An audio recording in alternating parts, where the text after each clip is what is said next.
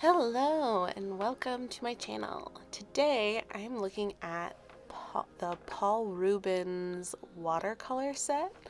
I just bought this off Amazon and it came in the mail and I thought I'd make a video about it.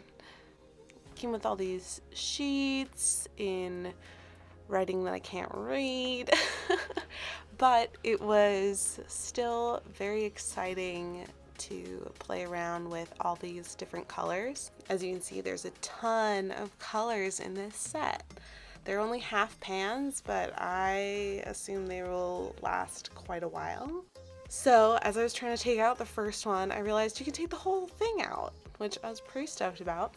And then I decided to save all of the stickers on the little test paper that they gave me because I was going to do my own swatches anyways, and the pans themselves don't have the English name on them, so I wanted to make sure that I had all of those names so that I could properly label my swatches.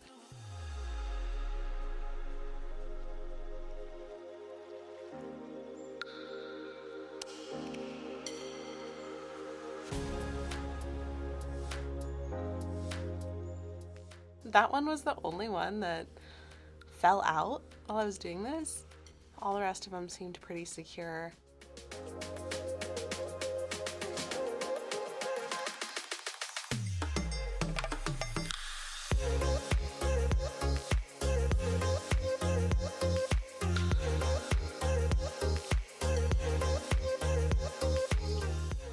Alright, so now I'm doing some swatching. So obviously I don't want to read out all of the names just because there's a ton of them and I feel like that'd be really boring. But I was super excited about a lot of these colors. They're so bright while still being transparent.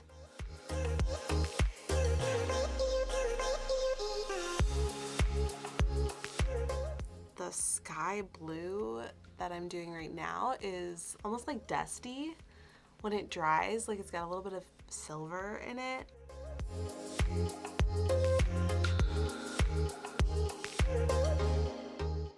And then the greens are beautiful. I really love the yellow green and the Hooker's green brilliant.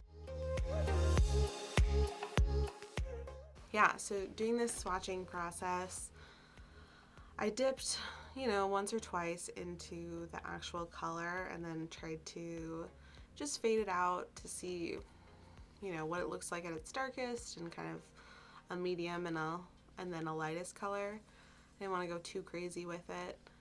And then I went in with my micro line and just added all of the names of the colors so that they're right next to each other and they're really easy to identify as I use them, and then if I use them in future videos, I can really easily tell you which colors I'm using.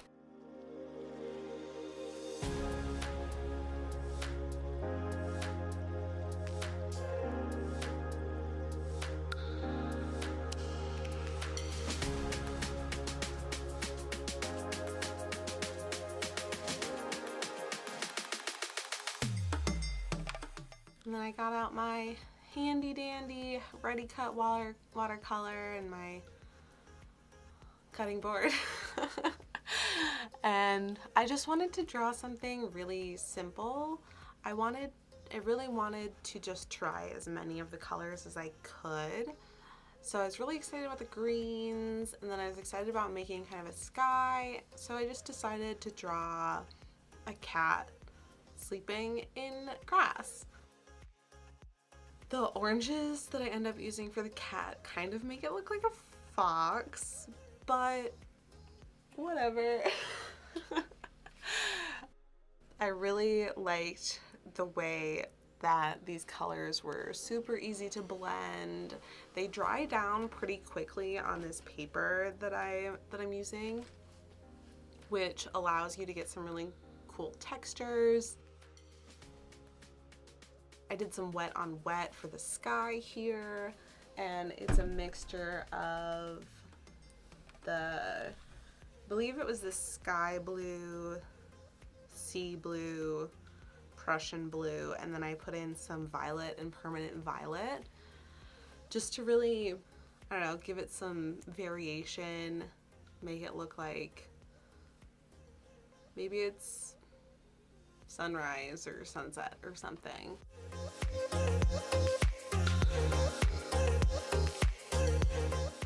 So this is just my first time kind of playing with these watercolors, really just seeing how they work together, seeing what kind of different effects I can get. I'm by no means a professional watercolor artist. I love watercolor. I use it in my bullet journal all the time, and I was just excited to get some new watercolors in, you know, obviously it's a very aesthetic case, and the cute factor definitely drew me in, but they're also artist grade watercolors for a really good deal. So I definitely think this watercolor set is worth it. It was only like, it's like 20 bucks or something on Amazon. So if you're just wanting to play with watercolors and want a good variation of colors to play with, then by all means, go for it. One of my problems with watercolors is my patience factor. I hate waiting for things to dry, and I'll be like, oh, this is probably dried out, and it's not. So even with that, I kind of liked the effects that I got with the cat. I wanted kind of that stripey effect while still, I don't know, having an overall kind of like orangey wash on it. And then I had a lot of fun painting in just like little wipes of grass. I didn't really have an idea of what I wanted to do for the overall background, and it was looking kind of plain, so I decided to add in some bushes and trees, and I'm not sure I love how it turned out, but it's okay. This was just a test to see, you know, see what these watercolors perform like. And anytime you're trying something new, I think it's really important not to put too much pressure on yourself. Obviously, I'm making this into a video and then sharing it, which makes it difficult to not do that, but also, you know, who cares? It was fun. It was interesting to try out all these different colors and just like sit and do art for an hour. It was really fun.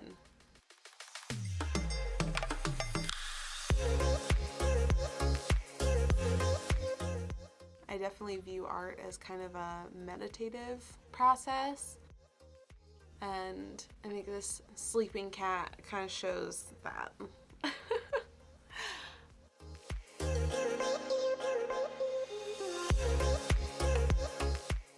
In true fashion, I didn't actually wait until it was dry to peel off the tape, but you know, it takes too long.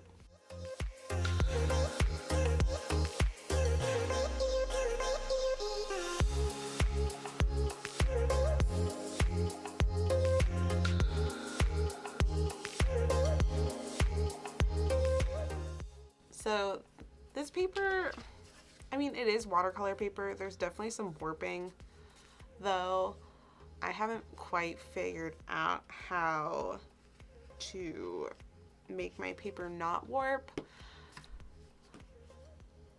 But overall, I like the paper. It's got that soft texture. It's not too textured, but it still can lend itself to some interesting effects. And overall, I'm excited to play around with this palette more. I love that it's so easily transportable. I'll definitely bring it with me when I travel.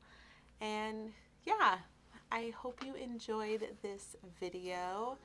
If you did, please like and subscribe, and I'll be putting out more content on a weekly basis. All right, thanks.